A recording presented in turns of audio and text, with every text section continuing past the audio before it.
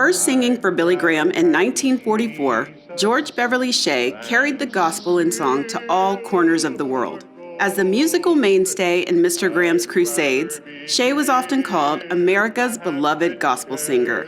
He was born in Winchester, Ontario on February 1, 1909. His father was a Wesleyan Methodist minister that taught him how to play the violin, and he learned how to play the organ by his mother. Shea's first public singing was in the choir of his father's church, and it was evident that every hymn he sang was a testimony of his faith in God. In 1952, he was heard regularly on network radio, and later his bass baritone voice was transmitted on weekly shortwave programs around the world. Between crusades, radio, and television, he sang hundreds of concerts and recorded more than 70 albums of sacred music.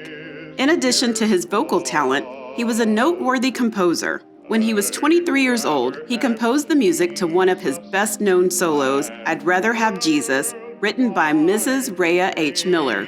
Shea also wrote The Wonder of It All, Sing Me a Song of Sharon's Rose, and I Love Thy Presence, Lord. When Billy Graham was the pastor of the Village Church in Western Springs, Illinois, he took over the Songs in the Night radio program on Chicago's WCFL in 1944. That's when he heard Shea singing on the radio and enlisted him to help with the broadcast. That was the beginning of a long association between the two men.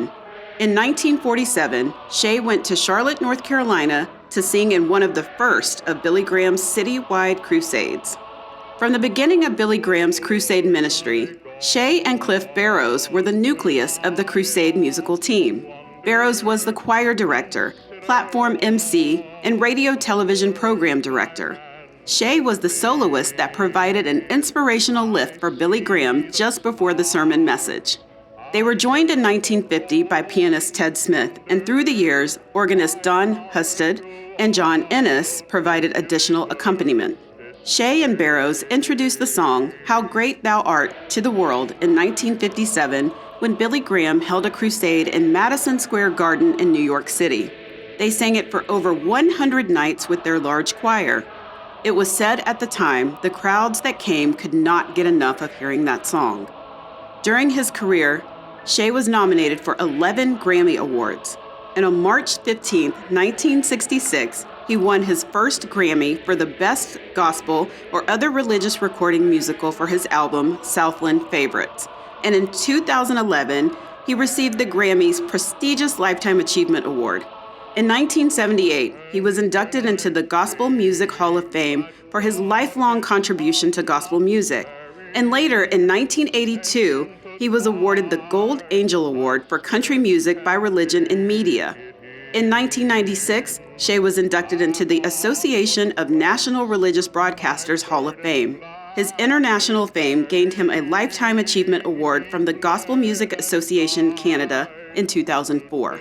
Shea recorded approximately 500 vocal solos on more than 70 albums of religious music on both the RCA Victor and Word Records labels, and held the Guinness Book of World Records for singing in front of the most people ever in an individual career. He sang on every continent in the world and in front of 220 million people since first becoming a soloist.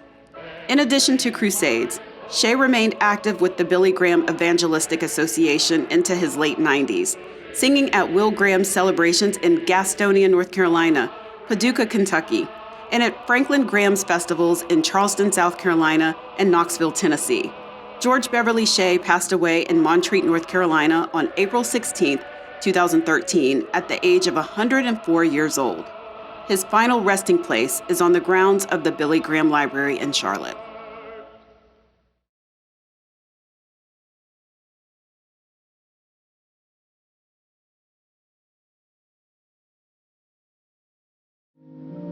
I'd rather have Jesus than men's applause.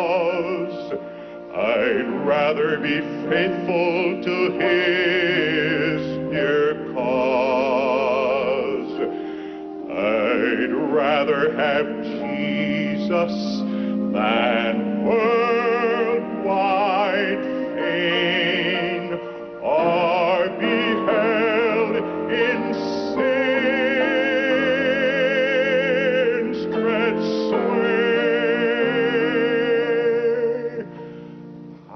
I'd rather have Jesus than anything